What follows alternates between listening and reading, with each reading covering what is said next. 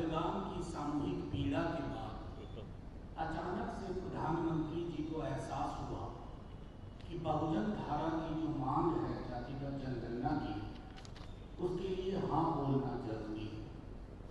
उन्होंने हाँ बोला।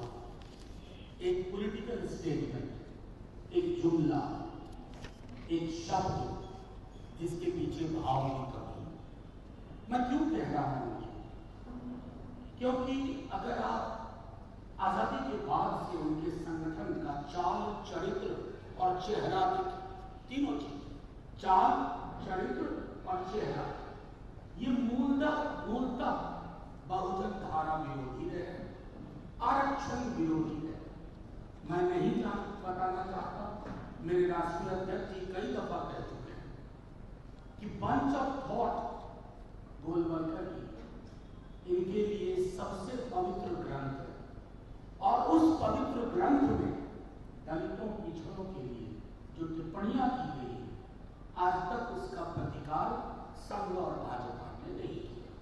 खैर, जब प्रधानमंत्री जी ने यह घोषणा की कि जातिगत जनगणना इस बार जनगणना के साथ होगी, हमने कहा चलिए देर से ही सही आप रास्ते पे आने की कोशिश करें। लेकिन ये भटकाने की कोशिश की मैं क्यों कह रहा हूं? 5 तारीख को अंग्रेजी के एक प्रमुख दैनिक में खबर छपी। खबर क्या थी कि पिछड़ी जातियों की, उपजाति और जातियों की गणना होगी।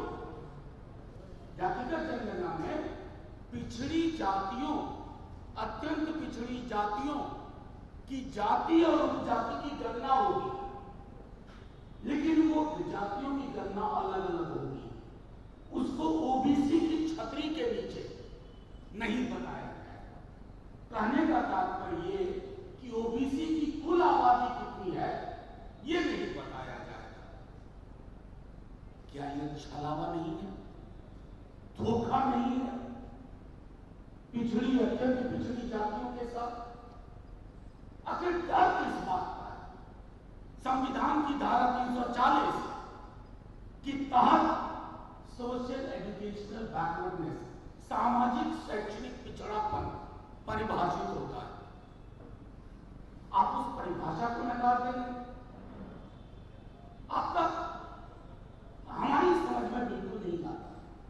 कल तो नीति आयोग को आंकड़े की जरूरत होगी कि टोटल क्वांटम क्या है, किसी और एजेंसी को जरूरत होगी तो क्या कहेंगे? क्या अमित शाह